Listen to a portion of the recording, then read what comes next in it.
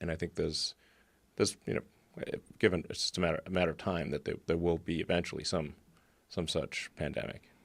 Do you think that, in a sense, the one good thing that we might get out of this is the realization that this is a potential reality, that we got lucky in this sense? I mean, in people that didn't get lucky and died, of course, I'm not disrespecting their death and their loss, but I'm saying overall, as a culture, as a community, as a human race, as a community, this is not as bad as it could have been. This is a good dry run for us to appreciate that we need far more resources dedicated towards understanding these diseases, what to do in the case of pandemic, and much more money that goes to funding treatments and some preventative measures.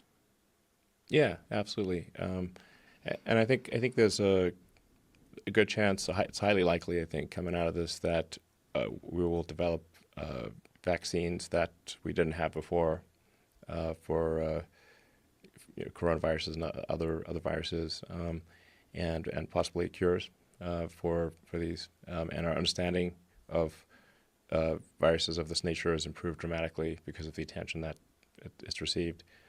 So there's definitely a lot of silver linings here.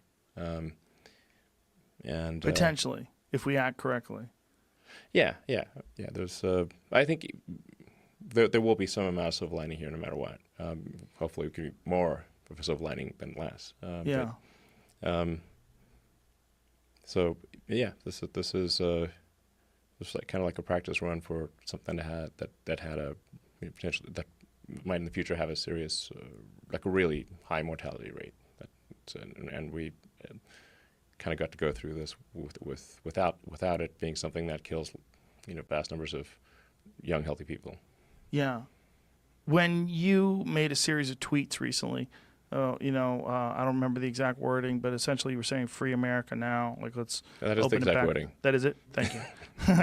But what was how much do you pay attention to the response to that stuff, and what was the response? Like, did anybody go, "Hey, Elon, what the fuck you doing?" Did anybody pull you aside? Of course. Who does that? Who gets to do that to you? Well, I mean, I certainly get that. There's no shortage of negative feedback on Twitter, Oh yeah, Twitter. Yeah, but I don't read that. Do you read it? War zone. You do sometimes, though, right? You do read it. Yeah, I mean, I scroll through the comments. Like I said, as a meme war zone.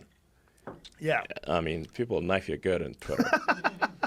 It's something I enjoy about that. There's something about the freedom of expression that comes from all these people that do attack you. It's like, well, if there was no vulnerability whatsoever, they wouldn't attack you.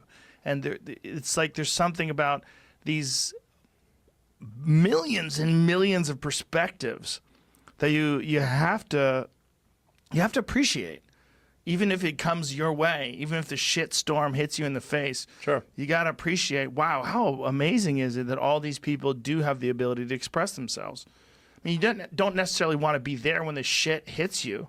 Sure. You might want to get out of the way in anticipation of the shitstorm, but the fact that so many people have the ability to reach out, and I think it's, in a lot of ways, it's, I don't want to say a misused resource, but it's like giving monkeys guns.